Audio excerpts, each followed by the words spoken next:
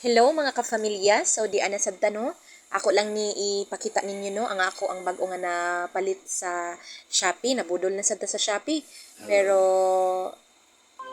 tanawa lang sa ninyo mga kafamilya, sulit kaayo, nindot kaayo. As in gwapa gid kaayos nga tanan ang akong napili nga Bluetooth speaker no. Nya naa na siya duha ka free nga mini mic. Pero ayaw i-small kay bisag nun ana lang na siya. As in perfect kaayo ang iyahang sounds, ang iyahang blending. Okay kaayo ang echo, ang bass, as in ganahan kaayo ko.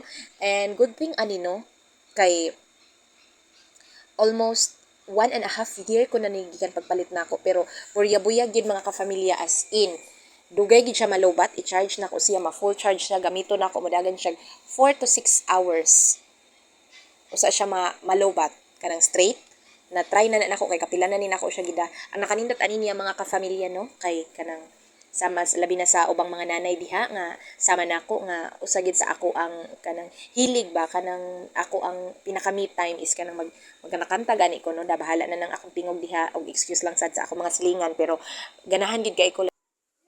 So usa na gid ni siya sa ako pinaka outlet og main stress reliever ning pagsingal-singal nato mga kafamilya no.